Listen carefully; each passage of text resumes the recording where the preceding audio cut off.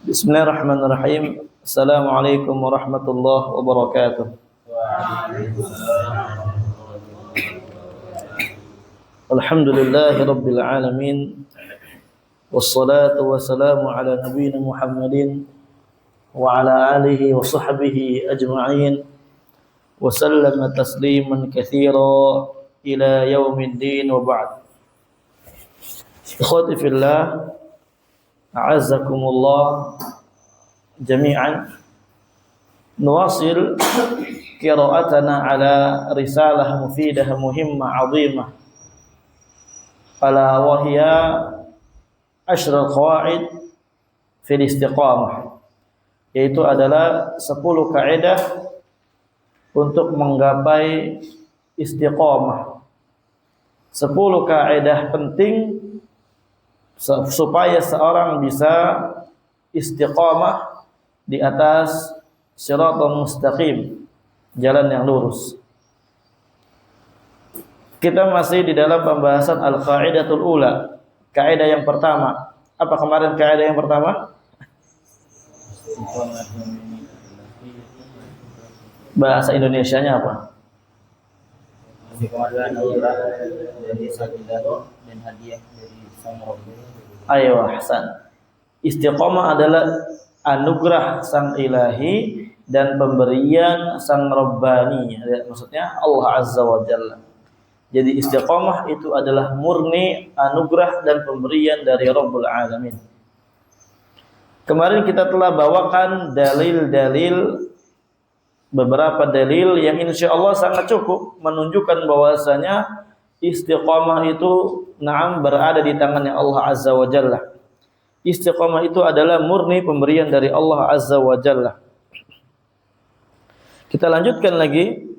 Summa qala al-muallif hafizahullahu ta'ala, wa lihadza kana min awwali qawaidil istiqamah wa ususiha at-tawajjuhus shadiq ila Allah Azza wa Jalla fi talabiha. Lihat ikhwan. Dikarenakan istiqamah adalah anugerah dan pemberian dari Allah Azza wa Jalla, seorang dapat istiqamah sesuai kehendak dari Allah Azza wa Jalla atas taufik karunia dari Allah Azza wa Jalla. Oleh karenanya kaidah yang pertama dan asas yang pertama di dalam menggapai istiqamah di atas agamanya Allah Azza wa Jalla, kita harus betul-betul jujur kembali kepada Allah Azza wa Jalla. Kita harus betul-betul jujur menghadapkan diri kita kepada Allah Azza wa Jalla di dalam memintanya. Jadi kalau antum mau istiqomah itu, antum betul-betul jujur minta sama Allah, jujur. Dan istiqomah ini harga mati, ikhwan. Istiqomah adalah harga mati.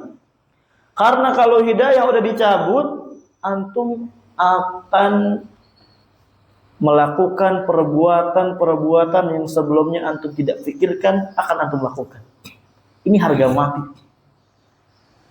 Bukan sekarang kita santai, bukan sekarang kita merasa enjoy aja, kita bisa sholat. Itu karunia dari Allah. Kalau nggak dapat karunia dari Allah, antum nggak akan bisa. Antum nggak akan bisa ke surganya Allah Azza wa Jalla. Wallahi. Makanya harga mati ini istiqomah. Makanya kita harus jujur dalam memintanya. Ya Allah, jujur minta. Ya Allah, saya mau istiqomah. Li'annaha biyadillah, karena istiqomah di tangan Allah. Wa huwa subhanahu wa ta'ala al-hadi ila siratihil mustaqim. Dan dia Allah Azza wa Jalla, zat yang memberikan hidayah menuju jalannya yang lurus. Jadi kalau mau berada di jalan yang lurus, kita udah tahu jalan yang lurus adalah miliknya Allah. Dan kita harus betul-betul meminta bimbingan kepada Allah Azza wa Jalla, sang pemilik jalan, zat yang maha membimbing, yang maha memberikan hidayah. Waqad kana aktsaru du'a'in Nabi sallallahu alaihi wasallam, ya muqallibal qulub, tsabbit qalbi ala dinik. Dan doa yang paling banyak diucapkan oleh Nabi sallallahu alaihi wasallam adalah ya muqallibal qulub, wahai zat yang membulak-balikan hati, kokohkanlah hati saya di atas agamamu. Wa hadza huwa tsabat al-istiqamah. Maksudnya adalah kokoh di atas istiqamah. Ini Nabi sallallahu alaihi wasallam yang udah dijamin oleh Allah Azza wa Jalla akan diampuni dosanya di masa lalu dan masa yang akan datang, dan akan dibimbing oleh Allah Azza wa Jalla, dan Nabi memang dibimbing langsung oleh Allah Azza wa Jalla. Nabi masih berdoa dengan doa demikian. Tujuannya apa? Untuk mengajari umatnya betapa pentingnya as-sabat 'alal istiqamah, kokoh di atas istiqamah. Jadi ini bukan perkara main-main, ikhwan. Nabi aja doa yang paling banyaknya minta istiqamah. Kita sekarang nggak ada yang ngejamin untuk istiqamah, nggak ada yang ngejamin hidup kita tetap di atas agama Islam. Kalau kita tidak ibadah, sebagian ibadah agak ringan sedikit ringan-ringannya. Tapi kalau sampai Allah Azza wa Jalla cabut hidayah kita sampai derajat kepada kekufuran, ya dan billah, nggak tahu kita, nggak ada yang ngejamin kita masih bisa muslim sampai hari kiamat nanti, nggak ada yang ngejamin. Makanya banyak-banyak doa. Kalau Nabi aja adalah orang yang paling banyak berdoa minta dikokohkan hatinya di atas agamanya, maka kita harus betul-betul banyak di dalam berdoa ini. Baik di sujud kita, baik di sepertiga malam terakhir, baik antara adzan dan iqamah, baik di sebelum salam, baik ketika hujan turun, baik setelah asar dari sholat Jumat, kita minta sama Allah Azza wa Jalla supaya Allah mengokohkan hati kita. Dalam riwayat lain, Nabi berdoa kepada Allah Azza wa Jalla, ya musarrifal qulub, sarrif qalbi ala ta'atik. Wahai zat yang memutar atau membulak-balikan hati, yang maha mengatur hati, sarrif qalbi ala ta'atik. Arahkanlah hati saya untuk senantiasa taat kepadamu. Disebutkan oleh Syekh Utsaimin faedah. Kenapa si sarrafa di sini menggunakan muta'alliq huruf jar ala, padahal sarif itu ila? Disebutkan oleh beliau maksudnya adalah dikokohkan dan diarahkan oleh Allah Azza wa Jalla dari ketaatan di atas ketaatan. Dari ketaatan di atas ketaatan, terus taat. Minta sama Allah Azza wa Jalla supaya kita senantiasa dan selalu taat kepadanya. Bagi kita yang sekarang masih malas, bagi kita yang sekarang masih belum mau belajar dengan serius, bagi kita sekarang yang masih belum menemukan jati diri kita mau kemana, doa sama Allah, minta arahan sama Allah, insya Allah diarahkan. Insya Allah Allah Azza wa Jalla berikan kalau kita jujur minta sama Allah.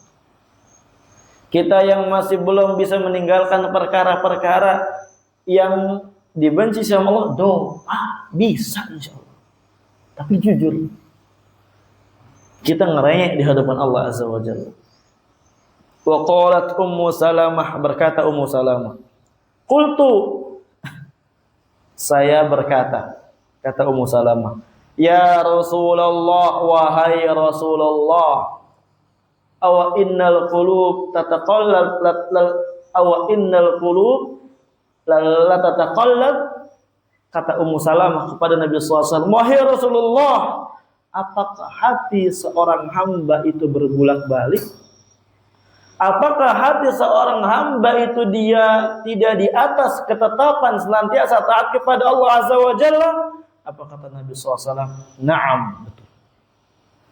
Ma min khalqillahi min bani Adam min basharin illa anna qalbahu baina usbu'aini min asabi'ir rahman min asabi'illah. Allahu akbar.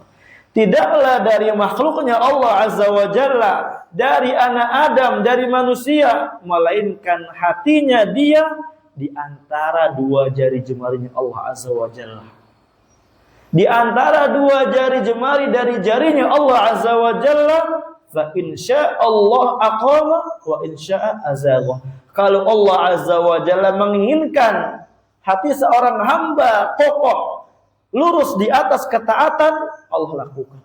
Kalau Allah Azza wa Jalla inginkan menyimpang, Allah simpangkan. Jadi ini adalah urgensi yang sangat urgen.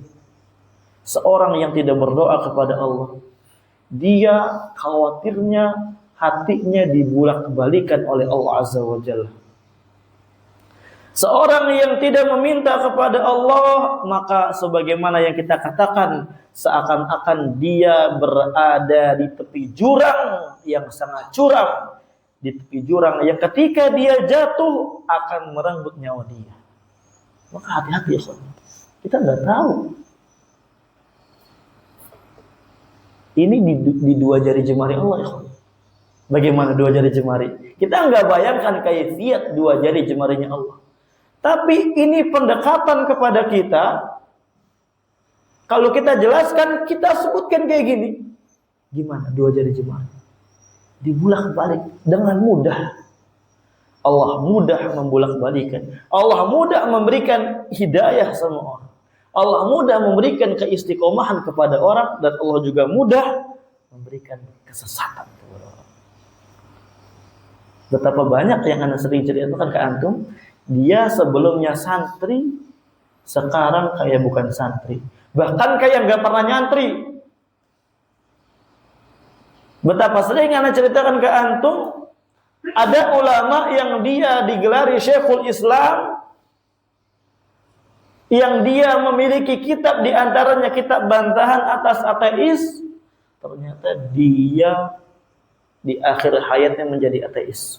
Ya Allah, mudah bagi Allah. Makanya di antara doa salaf ya kawan, di antara doa salaf, ya Allah, janganlah jadikan saya ibratan li ghairi, menjadi ibrah, tempat untuk mengambil pelajaran daripada selain saya. Artinya apa? Jangan jadikan saya betul-betul orang yang taat, kemudian ternyata apa? Dia tutup usianya dengan kemaksiatan, kemudian dicabut hidayahnya sama Allah, supaya orang bisa mengambil ibrah darinya. Jangan. Ngeri ini, ikhwan. Nanti kita akan bawakan bab itu di kitab Thamratul Ilmi Al-Amal. Itu kitab yang sangat ajaib. Kitab yang kalau hati kita jujur meminta istiqomah kepada Allah, meminta ketaatan kepada Allah, insya Allah dengan sebab kitab itu kita akan berubah. Masalahnya kita nggak jujur gitu. Masalahnya kita nggak merasa bahwasannya kita itu Allah itu bisa untuk membalikan hati kita, belum merasa gitu. Makanya sebagian kita masih malas belajar.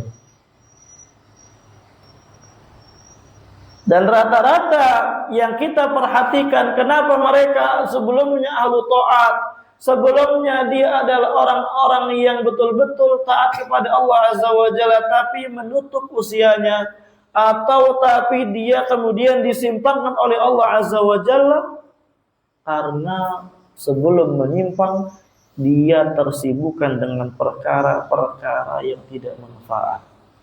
Karena sebelum menyimpang dia tersibukkan dengan perkara-perkara yang menyebabkan hati seorang terdapat penyakitnya, menyebabkan hati seorang terdapat zaighun, penyimpangan. Falamma zaghu azaghallahu qulubahum. Kata Syekh Utsaimin, orang tidak akan disimpangkan hatinya oleh Allah Azza wa Jalla, melainkan karena di hatinya telah ada penyakit. Makanya kata Allah Azza wa Jalla, ketika mereka menyimpang, falamma zaghu, ketika mereka menyimpang dari jalan Allah Azza wa Jalla, Allah Azza wa Jalla akan simpangkan mereka. Allahu Akbar. Ngeri ya, Pak. Kalau kayak gini ngeri. Antum kebayang nggak meninggalkan kitab-kitab antum? Enggak kebayang. Antum kebayang nggak meninggalkan masjid selama seumur hidup antum nggak bisa mampir ke masjid? Hidayah itu ikhwan betul-betul adalah anugerah ilahiyah. Buktinya apa? Banyak nggak orang yang rumahnya di dekat masjid tapi dia nggak sholat? Banyak. Bahkan nih toaknya nih mengarah ke rumahnya, tapi dia nggak sholat. Banyak nggak? Banyak. Banyak nggak orang yang dia udah sering dengar ceramah tapi nggak berubah-berubah? Banyak nggak? Banyak. Banyak nggak orang yang dia udah dinasehati dengan ribuan nasihat tapi nasihatnya tidak manfaat? Banyak nggak? Banyak. Itu kita ambil pelajaran, hidayah itu betul-betul di tangan Allah Azza wa Jalla. Ada perkataan dari Ustadz Ana, teman Ana, Ustadz Fahmi. Seberapa banyak pun air yang menyirami pohon yang udah mati, pohon itu nggak akan bisa hidup lagi. Air itu tidak akan manfaat untuk pohon tersebut. Artinya apa? Seberapa banyak nasihat yang dia dengar, seberapa banyak ayat yang dia dengar, seberapa banyak hadis yang dia dengar, seberapa banyak nasihat ulama yang dia dengar, kalau hatinya sudah mati, tidak akan manfaat sedikit pun, tidak akan bisa merubah kehidupannya sedikit pun. Allah. Kecuali dia jujur kepada Allah Azza wa Jalla ingin berubah. Kecuali dia betul-betul jujur an-niyat as-sadiqah kepada Allah Azza wa Jalla ingin taubat. Allahu Akbar. Ini bicara hidup dan mati, ya kawan. Bahkan bicara hidup dan mati itu lebih ringan dibandingkan bicara hidup dan mati hatinya kita. Karena katakan bicara hidup dan mati kita di dunia itu lebih ringan dibandingkan bicara hidup dan mati hatinya kita. Bicara hidup dan mati hati kita itu adalah perkara yang sangat besar. Makanya berkata Al-Imam Ibnu Qayyim, dhaya'ul waqtu atau dhaya'atul waqti, dha'atul waqti asyaddu minal maut. Li'annaha tuqti'uka anillahi wa anid daril akhirah wal maut yuqti'uka anid dunya wa ahliha. Apa kata Ibnu Qayyim? Seorang yang membuang-buang waktu, yang dia tidak taat kepada Allah Azza wa Jalla, yang dia tidak beribadah kepada Allah karena hatinya mati, ini lebih berbahaya, lebih dahsyat dibandingkan dia meninggal, kata Ibnu Qayyim. Kenapa? Karena seorang yang tidak taat, seorang yang buang-buang waktu, seorang yang kerjaannya cuma hura-hura di dunia, ini memutuskan dia dari Allah dan negeri akhirat, dari Allah dan negeri kenikmatan. Adapun kematian itu hanya memutuskan dia dari dunia dan penduduk dunia. Enggak apa-apa seorang putus dari dunia dan penduduk dunia, tapi jangan seorang putus dari Allah dan negeri akhirat, kampung halaman kita. Betapa sedihnya orang udah merantau lama-lama tapi dia nggak bisa kembali ke kampung halamannya. Orang yang merantau, kalau kita tanya, Mas mau nggak balik ke kampung halaman? Apa jawabnya? Mau. Seorang yang merantau pasti dia memiliki hati kecil untuk balik ke kampung halaman, dan bahkan kebanyakan kayak gitu, mau dia balik ke kampung halaman, dan dia merindukan kampung halaman. Dan betapa sedihnya mereka ketika tidak bisa kembali ke kampung halamannya. Ya dan billah. Dan kita jangan sampai tidak kembali ke kampung halaman kita karena kita dicabut hidayahnya oleh Allah Azza wa Jalla. harga mati. Gitu ya. Bismillah.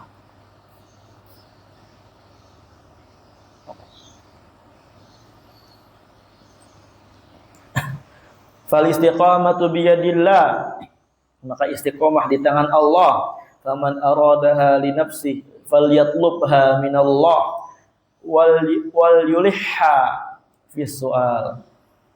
Barang siapa yang menginginkan istiqomah untuk dirinya, hendaklah dia memintanya kepada Allah Azza wa Jalla, dan dia merengek di dalam meminta kepada Allah Azza wa Jalla. Jadi bukan cuma apa, ya Allah saya mau istiqomah, ya Allah saya mau istiqomah, ya Allah saya mau istiqomah, ya muqallibal qulub tsabbit qalbi ala dinik. Bukan cuma hanya ucapan lisan belaka, bukan cuma hanya omongan yang tidak dihadirkan hati kita, bukan ikhwan.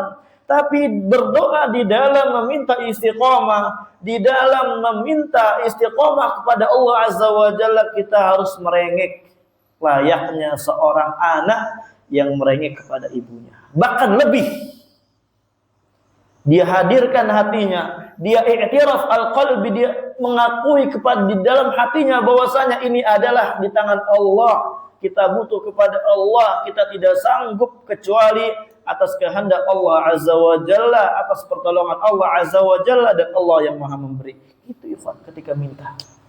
Bukan cuma ya muqallibal qulub tsabbit qalbi ala dinik. Enggak. Makanya enggak dapat kita yang kita minta. Kenapa sih kita masih malas? Kenapa kita masih selalu diam-diam di depan di belakang ustadz ini dan itu? Kenapa sih kita enggak jujur belajar?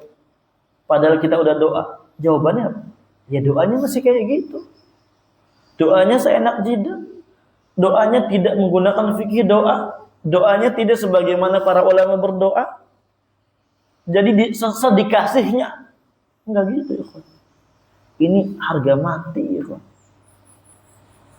Ini harga mati. Kita kasih contoh simpel. Antum sekarang lagi sakit. Dan antum sekarang lagi sakit dan antum butuh yang namanya obat. Antum lari kemana?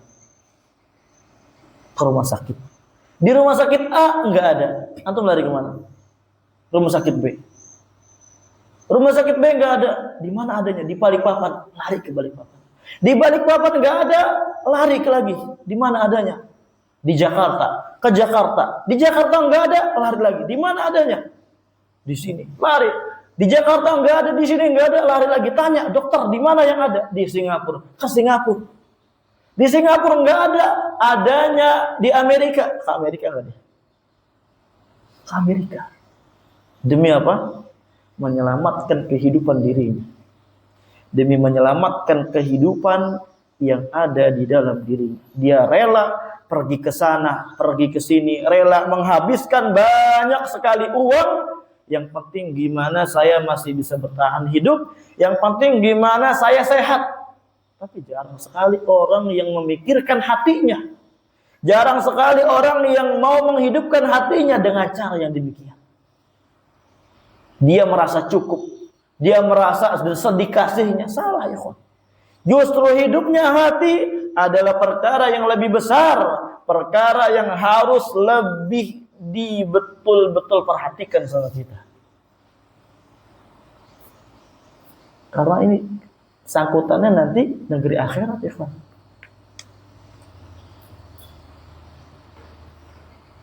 Banyak sekali orang yang salah kaprah dalam perkara ini. Dia hatinya sakit, dia nggak mau taat, dia nggak mau semangat, itu hatinya sakit.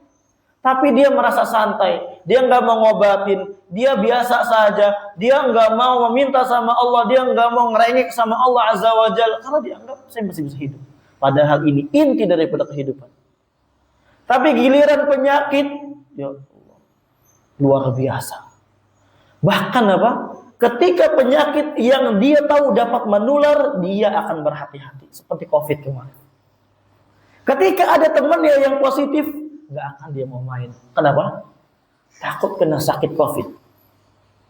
Ketika ada yang sakit, betulan sakit tidak ada obatnya, dan ini menular, nggak akan mau dia ketemu orang tersebut karena takut tertular. Tapi kalau masalah sakit hati, masalah hati yang sakit, masalah jiwa yang bermasalah, walaupun apapun temannya, selagi dia adalah teman kita, mau menularkan jiwa yang masalah, masa bodoh. Nggak peduli. Yang penting saya berteman, yang penting saya bisa mengambil manfaat dari perkara dunianya, mau dia menularkan apapun penyakit kepada saya, yang penting bukan penyakit badan. Nggak apa-apa penyakit hati mah. Na'udzubillah. Gitu nggak nyatanya? Iya. Nyatanya gitu. Ini kekeliruan yang sangat besar yang ada di zaman sekarang. Jadi kita harus betul-betul sadar dari sekarang, sadar kemana kita selama ini, apa yang kita lakukan selama ini. Udah belum kayak gini? Atau jangan-jangan kita di mahat ini hanya sekedar dimampirkan oleh Allah Azza wa Jalla untuk nanti diambil pelajaran oleh orang yang lain ketika dia telah keluar dari pesantren, karena melihat keadaannya yang berubah total dan drastis, seakan-akan nggak pernah pesantren. Aku nggak pernah mikir kayak gitu sih. Coba mikir kayak gitu.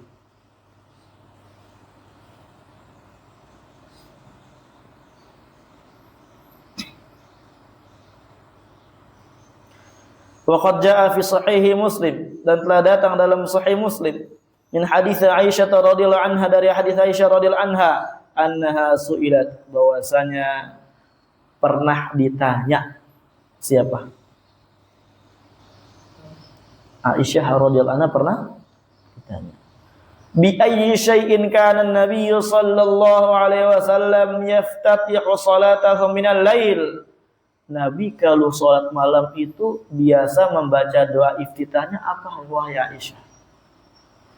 Qalat, Aisyah berkata, idza qama minal lail, ketika Nabi salat malam, iftataha salatahu, Nabi memulai salatnya membaca doa iftitah, Allahumma, wahai Rabbku, Rabb Jibril, Rabb yang memiliki Jibril, Rabb yang mengatur Jibril, wa Mikail wa Israfil, fatiras samawati wal ard, wahai Rabb yang menciptakan langit dan bumi, alimul ghaibi wasyahadah, Rabb yang maha mengetahui hal ghaib dan hal nyata, anta tahkumu baina ibadik, sesungguhnya engkau adalah zat yang menghukumi baina ibadik, di antara hamba-hambamu, fi makanu fihi yakhtalifun, menghukumi perkara-perkara yang mereka perselisihkan. Ihdini limakhtalifa fihi minal haqq bi'idnik, ya Allah, kata Nabi SAW, berilah saya hidayah dari perkara yang saya perselisihkan di dalamnya menuju kebenaran dengan izinmu.